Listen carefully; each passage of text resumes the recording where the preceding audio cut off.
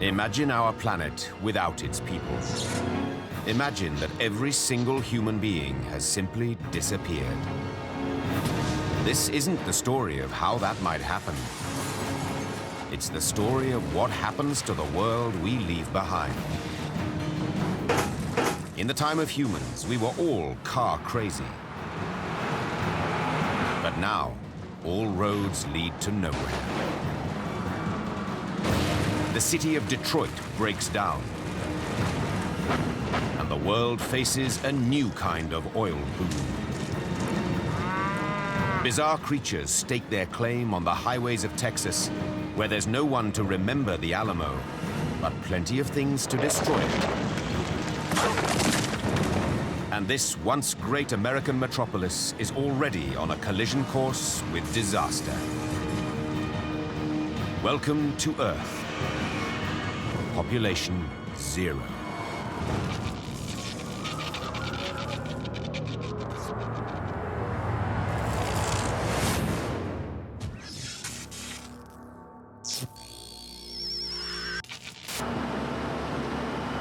It's 1 hour after people. All over the world, oil refineries and chemical plants are still pumping out the lifeblood once used to power cars and keep aircraft aloft. Thick plumes of steam continue to billow out from the dense cluster of refineries situated along the Houston shipping channel. In the time of humans, 1/5 of America's oil production passed through here, feeding an insatiable demand for fuel.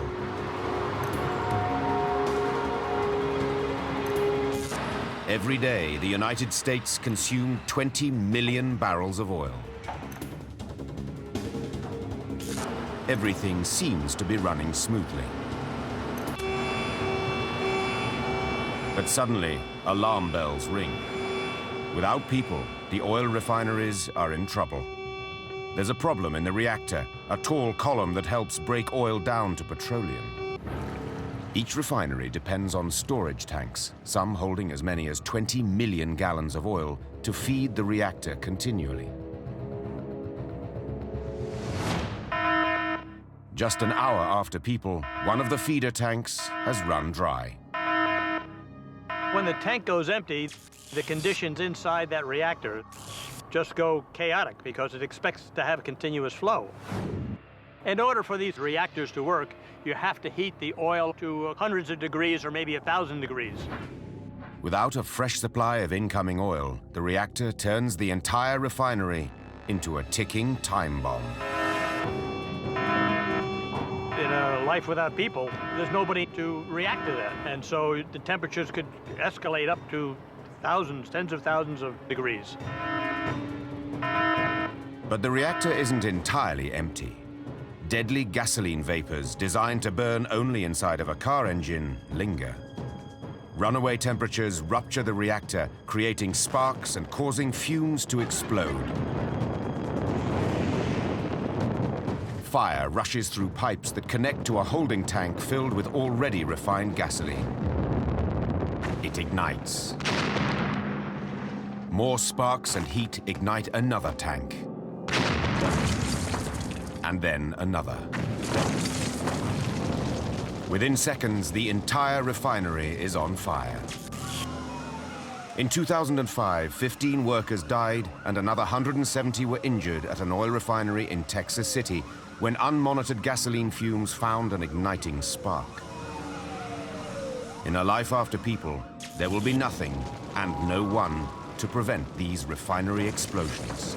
You could have a fire in one refinery and another one half a mile away, and then those could lead to other fires in those refineries. So they happen one at a time, but once they start happening, it just increases exponentially. The fuel that once propelled humans around the world now fuels a seemingly endless inferno.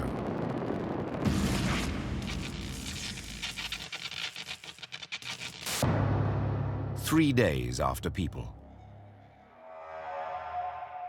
A once domesticated pet in central Texas is in trouble.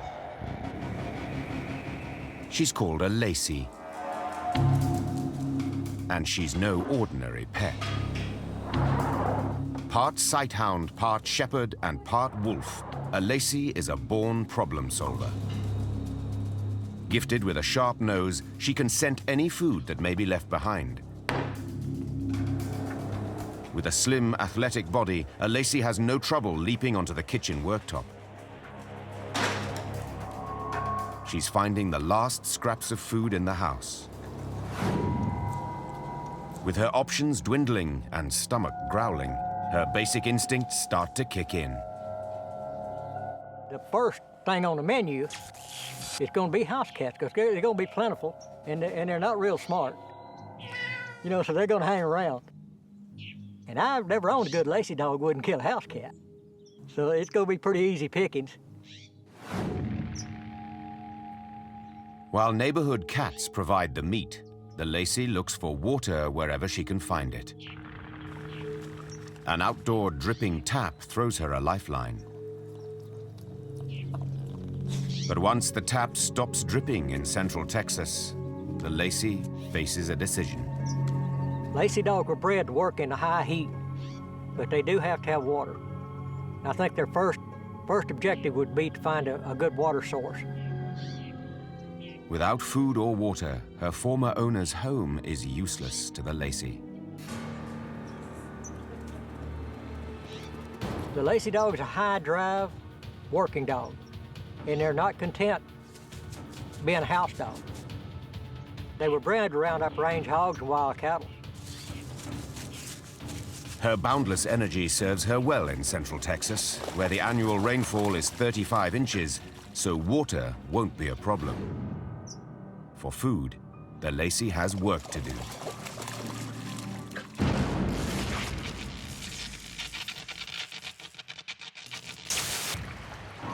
Four days after people. Detroit is silent. In the birthplace of the motor car, there are no longer any on the road. Nor are there any lorries to shuttle cargo over the Ambassador Bridge into Canada. The Renaissance Center, the tallest building in the state, stands empty.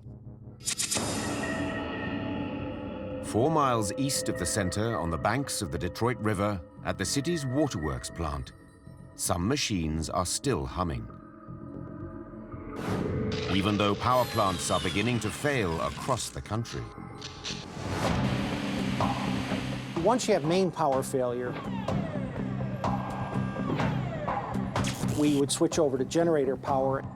The diesel fuel powering the generators will last for 2 more days, and so it's business as usual at the waterworks, even without people.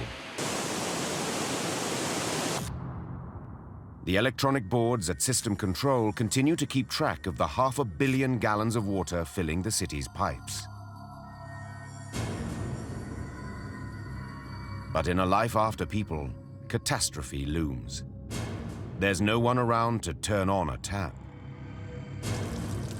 We're pumping water into a system that's not being used. So eventually you're going to max out the capacity of the pipes. Beneath the city center, 4-foot diameter pipes dating back to the 19th century are the weakest links in the system. In their lifetime, they've witnessed the birth of the Model T, the rise of the big 3 motorcar producers, and the collapse of manufacturing. But these pipes are finished. Things are going to be completely full and start to burst. Compounding the disaster, much of the city is built on clay. The clay is impervious to the flow of water. So to the extent that there's water saturating the clay, the tendency is for the water to go up. The pressure continues building, pushing up sidewalk and street until the sidewalk and the street buckle. 10-foot-high fountains turn Detroit streets into thoroughfares for water.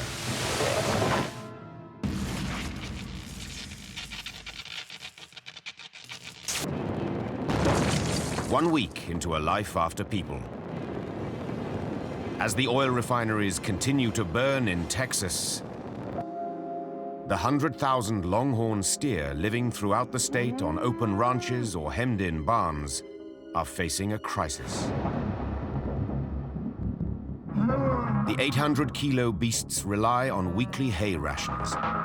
Without people to replenish food stocks and with barbed wire and fencing keeping them in, it looks like the end of the road for the longhorn. But these lumbering beasts aren't feeling anxious. If they wanted to, this guy's big enough to knock down any pen in here, but he's so well trained and so docile that he doesn't have any need. Plus, he's already given everything he needs to survive, and he knows it. He's content. Longhorns descend from Spanish cattle, a tough breed brought to the New World on board Columbus's ships. It's in their blood to eat whatever's available. Well, all cattle are herbivores, so they eat grass. The longhorn cattle, more than other breeds of cattle, will also eat brush and browse and leaves. They'll eat anything they need to survive. They also have a pair of not-so-secret weapons. That's what they have these horns for, to protect themselves against the coyotes and the wolves and the bears. There's not many animals that will want to go up and tangle with a set of horns like this.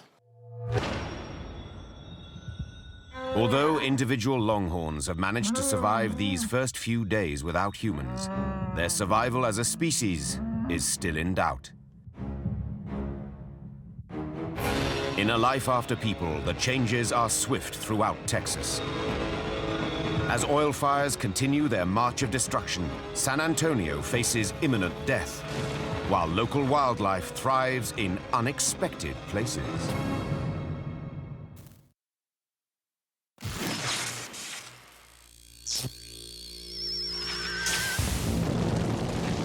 It's 2 months after people. Supplies of oil and petrol haven't run out yet. An apocalyptic firestorm still burns along Houston's shipping channel. In the time of humans, this area processed most of the 1 million barrels of crude oil produced in Texas every day, more than any other state in the country.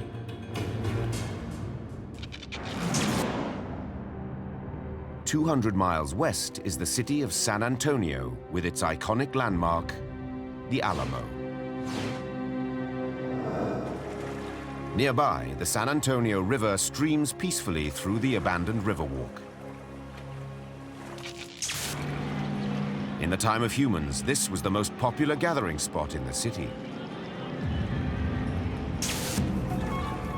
Now, once packed office towers and hotels look down over empty barges waiting for tourists who will never show. San Antonio River is essentially what created the city of San Antonio. The river has attracted people for centuries. Native Americans who lived here named their settlement Refreshing Waters. But in a life after people, this tide is about to turn. Right now, it's highly engineered. Man has influenced it. We have straightened it. We have put in flood control structures. Now, all that stands between the river and the destruction of the city is a steady rain, something that's all too common in this part of the country. The Midwest United States has Tornado Alley. We in Texas have Flash Flood Alley. We're running up I-35 from San Antonio all the way to Dallas. In this part of the country, warm, moist air drifting inland from the Gulf Coast collides with cooler, drier air sweeping in from the north, bringing frequent rainstorms to central Texas. As a result, half of the top 12 world records for rainfall in 48 hours originate in Flash Flood Alley. The first rain event that would occur following Life After People, basically the downtown area, the Riverwalk area that we know and love today, that would be the first casualty. The buildings of the Riverwalk stand level with the San Antonio River, some 15 feet below the surrounding streets. Where the San Antonio River bends into the city center at the entrance to the Riverwalk, a 3-ton floodgate stands guard. Basically what we're looking at here, you can see the lines in the wall there. That's actually the groove that will actually hold the gate door as it comes down. The gate door is actually above us right now in the open position. In Life After People, basically, there would be no one here to lower this gate during a rain event.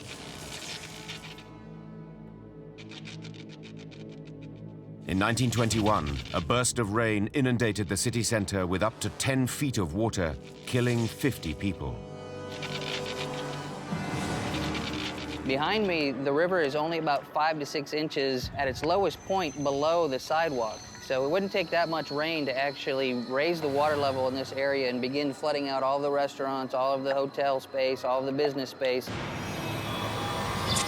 Meanwhile, above the Riverwalk, at street level, the Alamo, the oldest building in the city, silently awaits the assault.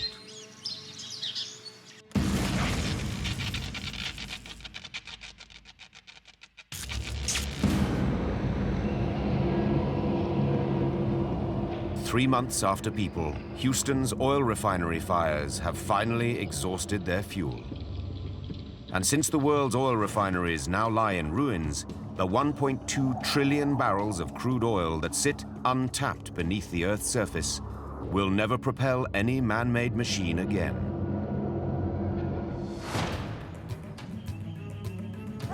In the scrublands of central Texas, the Lacey that's staked out on her own is having no trouble surviving without people around. And she's not alone.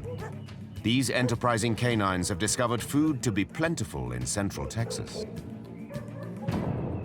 The Lacey would most likely adapt to catching hogs faster than anything else. In the time of humans, 2 million feral hogs scoured the Texas countryside. Without hunters to keep their numbers in check, the wild pigs are rampant. The feral hog, it takes 3 months, 3 weeks, and 3 days to have a litter of pigs. They will double their population every 4 months. They can have up to 13 pigs in a litter. That's a lot of pork on the ground. The Lacey's herding instincts have awakened a primal hunting urge.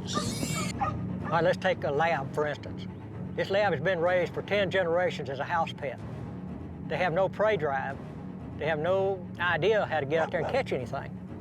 You take a Lacey dog, they've got the prey drive. They'll get out there and get it done. They know what it takes to bring an animal down. Lacey's are not large enough to bring down hogs that weigh over 90 kilos on their own, but in packs, they thrive. With a seemingly never-ending supply of food, the Lacey dog seems destined for success.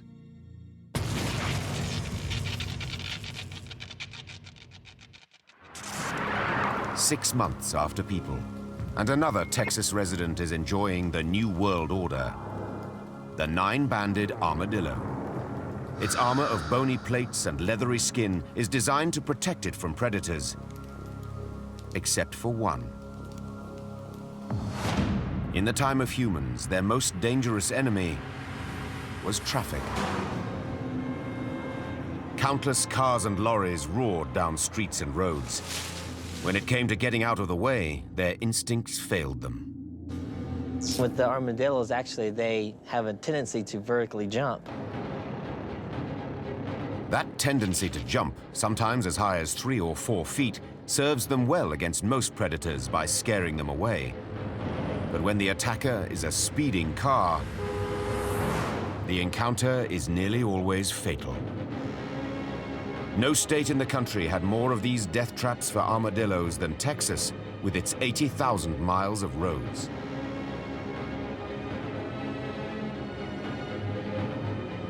Now, with no traffic at all, armadillos own the roads. When we come to a point where there's no humans around, we're going to see an increased habitat for the armadillos. Man's abandoned cities offer the armadillos new territories to explore, and they won't be confined to Texas. Even in the time of humans, they spread deep into Florida, as far west as Nebraska, and as far north as southern Illinois. Only cold weather halts their advance. They thrive here in Texas because of the climate. We have very mild winters. They don't have a lot of hair to actually insulate them to keep them warm, so it's important for them to be in temperatures where it's above freezing. As long as the weather stays warm and there's no traffic, armadillos will do very well in a life after people.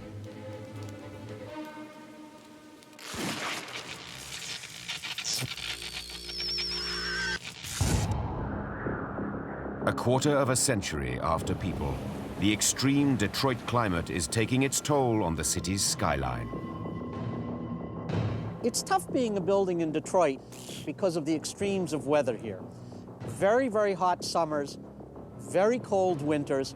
There's freezing, there's thawing, there's wind, there's rain, there's ice. You're right by the river, and as a result, you get quite a bit of moisture in the air as well. And it's very open space, so you do get very, very high winds. In the time of humans, the Renaissance Center stood as a monument to the industry that delivered Detroit into a golden age. In the city where Henry Ford's modern assembly line made the family car affordable, his grandson commissioned the construction of the Renaissance Center. 2 decades later, the entire complex, including the 73-story Central Tower, the tallest building in Michigan, was purchased by General Motors, once the largest car manufacturer in the world. The Renaissance Center is a classic example of late 1960s, 1970s design. It's basically steel framed, and the outer skin is almost entirely glass. The frames that hold the windows in, the steel frame that holds the building up, and the glass all expand and contract and vibrate in different ways. And the result is where they meet gets worn a little bit. 25 years without people has turned the Renaissance Center's atrium into a forest. Although the decorative palms have died, native trees like shagbark hickories and giant oaks have moved in. As long as the structure provides some shelter, you're going to get plant and animal life inside there. So you'd have feral dogs, wolves, wolverines would start coming in, and you have this ecosystem there. 25 years of neglect have already wrecked some parts of the Motor City. So what will Detroit look like 40 years after people? We know, because it's already happened.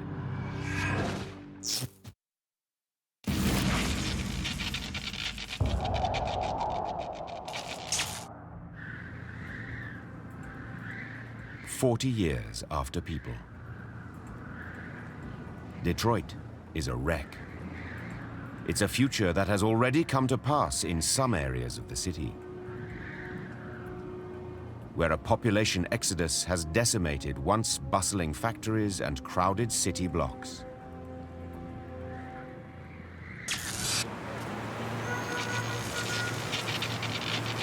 From 1900 to 1930, the burgeoning motor industry powered a growth spurt in Detroit.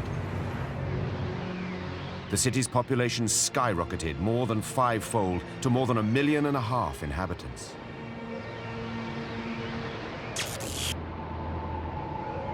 Abandoned for 40 years, Detroit's Packard Plant, 5 stories and 47 buildings, is a sad reminder of a once thriving car industry that pumped life into the city.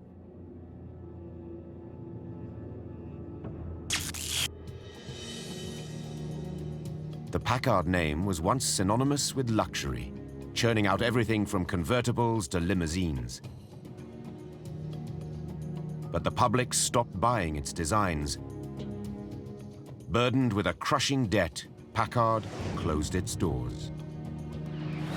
And this is what nature achieves in 40 years without people. In that 40 years since the people have left, plants and animals have colonized the area. Even the roof is slowly turning into a forest. Notice the trees right along the wall. Well, how did they get there? Basically, windblown seeds wedge themselves into the crack that almost inevitably exists where pavement meets a wall. These are goldenrod. Goldenrod is a pioneer plant. It's very old, from very, very ancient times, and it will grow in almost anything, as many gardeners know.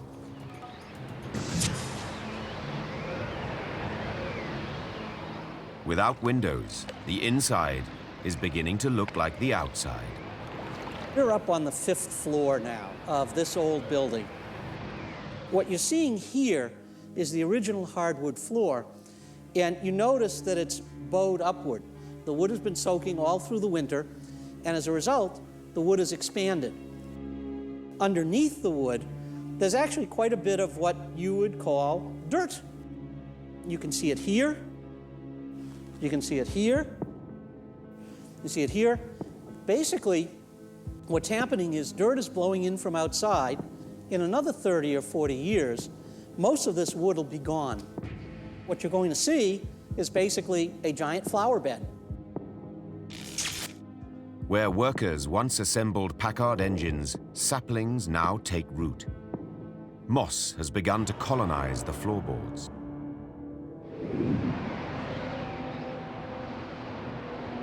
Meanwhile, the harsh climate is eating away at the building's foundations. The entryway wall itself, over time, mainly due to freezing and thawing, has warped away and come out this way a little bit. As it did that, it actually cracked this guard. This guard is actually a bell of very thick cast iron. Now, on the other side of the entrance, we see the logical conclusion of that, and you get some idea of the thickness. Can you imagine basically that a little bit of water and a little bit of ice getting in here can actually pull this apart and cause these kinds of cracks? What's happened here is the bell is pretty much totally worn away because it's cracked out.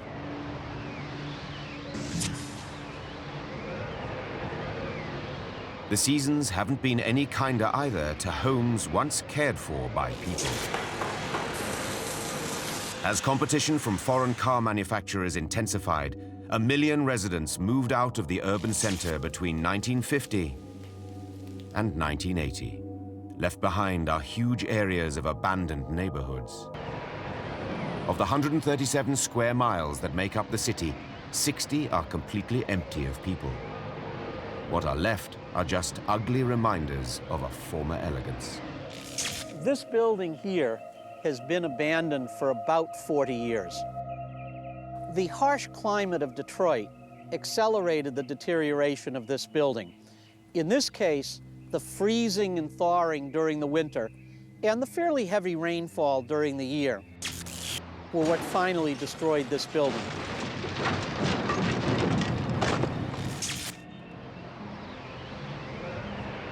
This brick and mortar structure is decaying from the top down. Weather, especially water through the roof, has pretty much destroyed it. What we're looking at is actually a building with very solid brick walls. Water seeps into the brick, expanding and contracting as it freezes and thaws, prying it away from the facade. In another 75 years, the entire building will crumble into an unrecognizable heap. A century after that, nothing will remain.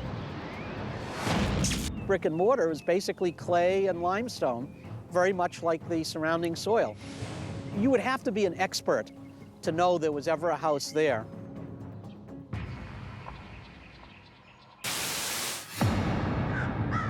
In this harsh climate, it doesn't take long for a building to crumble. This school has only been abandoned for 2 years. As the population continues to decline in Detroit, there are fewer children to teach, so schools continue to close. This is 1 summer and 2 winters in Detroit have done this kind of damage. The paint is meant to be an interior paint. It's not meant to withstand a lot of water, and it's not meant to withstand a lot of temperature changes. Now, the ceiling is plaster. The reason it collapsed is, for the most part, water coming in the classroom above. Now, over the next few years, the rest of the ceiling will collapse. And one thing that would happen is the plaster dust itself catches dirt, catches seeds. It's not a nutrient itself that would nurture plant life, but it could be the beginning.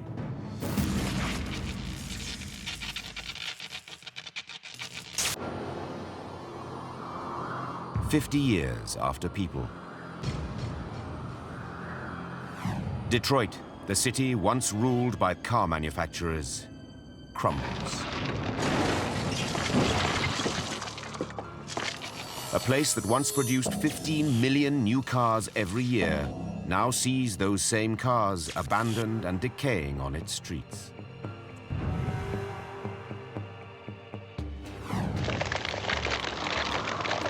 None of them have inflated tires anymore, but the rubber and synthetics will last for hundreds of years. Within another 25 years, the tough Detroit climate will reduce this car to a skeleton. 1,500 miles away in San Antonio, repeated rains have spawned cycles of flooding along the Riverwalk. Waterlogged foundations leave the buildings tilting at odd angles as silt and sand inundate the area. I call it death by inches. It happens slowly, it happens insidiously. The river itself, although not flowing very fast, would flood over and over again, bringing a lot of silt, a lot of sand to basically cover part of that area. The buildings sink into it and settle, but they sink unevenly. Eventually, the lean is too much for one of the buildings.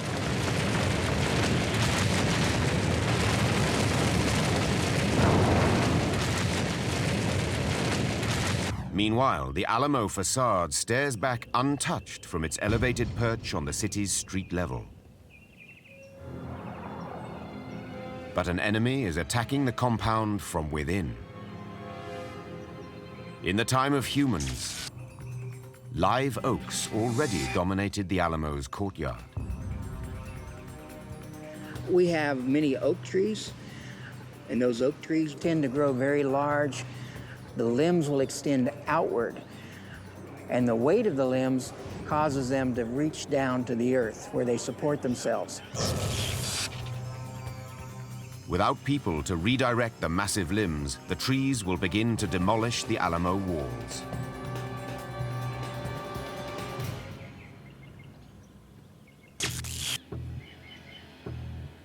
The limb behind me is one of those that's been held up by an iron post to keep it off of the ground. Without people to constantly cut the limbs back, that limb would continue to grow, and at some point, it would crush the wall. Those oak trees would drop acorns as well, and wildlife would come over here, and they would bring seeds. Over 200 years after the Alamo fell to the invading Mexican army, an army of trees conquers it again. The Alamo doesn't stand a chance.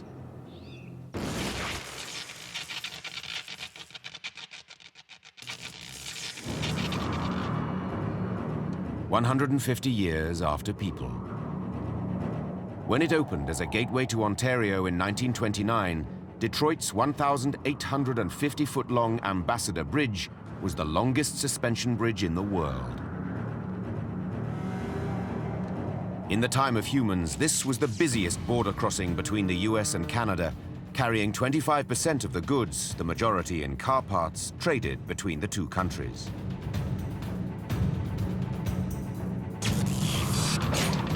But as the vertical suspension cables give way, nothing will ever cross this bridge again. Those vertical suspension cables are exposed to the wind, exposed to the weather, and they vibrate quite a bit in the wind. So they're a major wear area and a major maintenance problem for any keeper of any suspension bridge. But in a life after people, there is no one to repair the frays in the vertical cables. The weak spots are basically down at the bottom of the cable, where the cables actually tie into the deck. The vertical cables lay over one of two horizontal white lines known as catenary cables. 37 steel strands, each about a foot in diameter, interweave to form just one of the catenary cables. As multiple cables break, it actually changes the shape of the white catenary cable that holds the whole thing up, because it's no longer taking an even amount of weight at each interval. Another vertical cable snaps, and a segment of the deck crashes into the river. A 150-foot gap now gashes through the road to Canada. Within seconds, the other sections fall.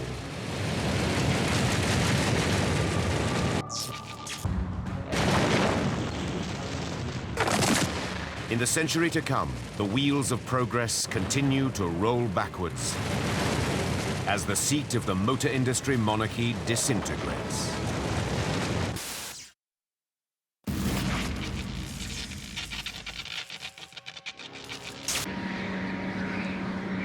"150 years after people. In Detroit, just upstream from the Ambassador Bridge, the central tower of the Renaissance Center still stands taller than any other building. Broken windows have left the structure unable to retain any heat from the sun. There's a lot of rubble on them. During the winter, a fair amount of ice loading would build up because the sun would not directly warm the building, because most of the glass would be gone. One of the upper floors finally loses its grip, and the rest of the central tower collapses, bringing down one of the adjoining buildings as it falls.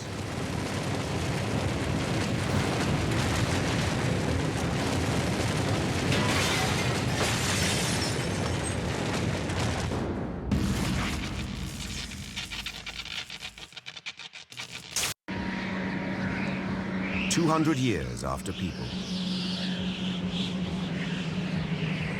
On the skeleton of the Ambassador Bridge, the white horizontal catenary cable that once held up the span is now helping to topple its remains. That big cable is anchored on either side, on either shore. And when the deck is no longer there, the tension will be uneven.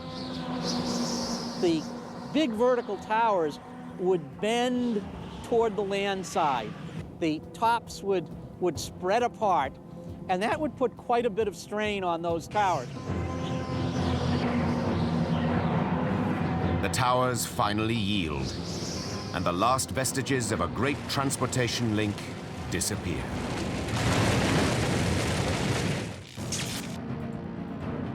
In San Antonio, the river has swallowed the city. The whole downtown San Antonio area basically has little hills and little remnants of buildings. The Alamo is still standing, but only barely. Like the great stone temples of Cambodia's Angkor Wat, years of out-of-control tree growth have the structure in a death grip. There is no one to remember the Alamo, and more importantly, no one to repair it. As the Alamo falls, another Texas icon soldiers on. After breaking out into the wild, longhorn cattle are finding that history is repeating itself. In the 1800s, they escaped from the confines of their Spanish missionary masters. These animals evolved into an animal that could survive on its own. They grew very long in leg, very strong hooves, so they could travel long distances for water and forage. In this earlier life without people, longhorns acquired a genetic diversity that now serves them very well. We don't need veterinarians even today with our cattle. They're extremely disease resistant. It's what makes a longhorn adaptable without humans. Many dairy and beef cattle died out quickly in a life after people because they struggled to give birth without human assistance. Longhorns don't have that problem. The calves would hit the ground and start running immediately. So as far as an animal that can survive without humans today, the Texas Longhorn definitely can, because they've already proven they can do it.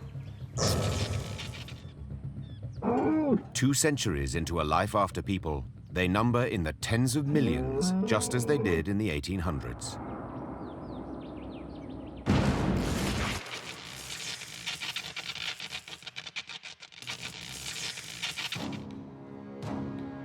"1,000 years after people.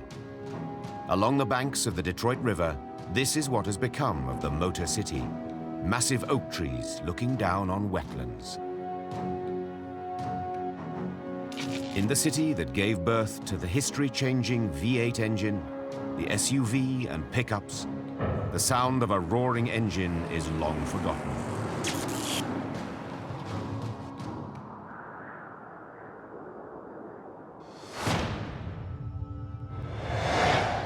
But there is one place where an American-made vehicle can still be found. Over 200,000 miles away from Detroit, 3 moon buggies remain, left behind by 3 Apollo missions.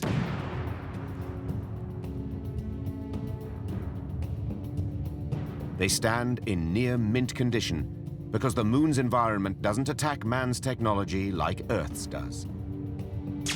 It has no water, it has no air, it has no active geology, so anything that is on the moon's surface will still be there. So what is left from the Apollo missions, that will be perfect. All that's left of a civilization once dominated by vehicles are these motionless relics. This life after people is quiet and still.